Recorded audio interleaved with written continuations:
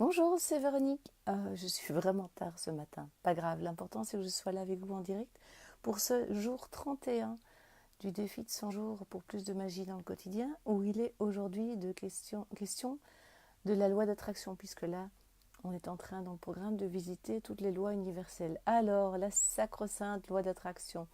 J'avoue que j'ai un peu de mal avec elle. J'ai un peu de mal avec elle parce que dans l'idée, oui, demande et tu recevras, etc. Et puis aussi, ce qui a été fait de la loi d'attraction, c'est l'accumulation matérielle, etc. Donc,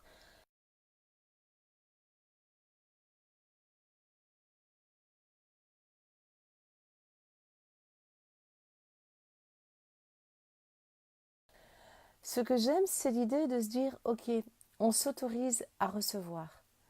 Donc, à partir du moment où je veux être dans la paix, dans la joie, dans l'amour, dans le bonheur, c'est aussi m'autoriser à recevoir, à être dans la joie, l'amour, le bonheur.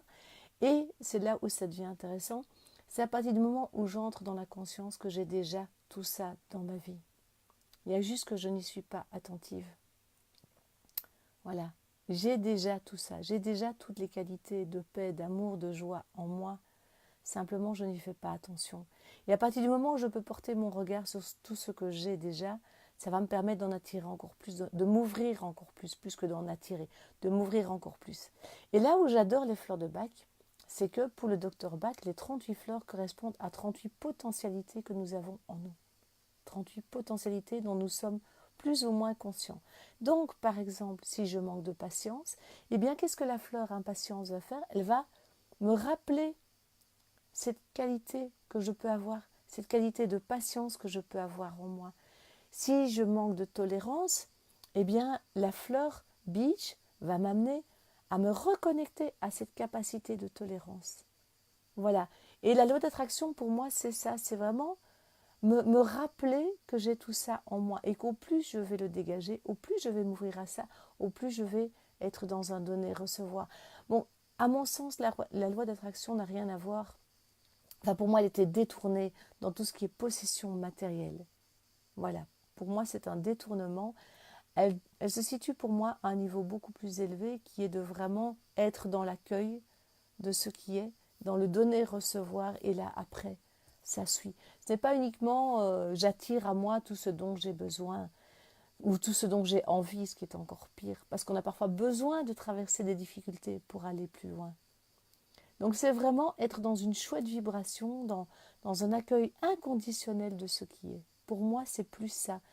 C'est j'accueille le bon comme le moins bon avec la même ouverture et la même conscience.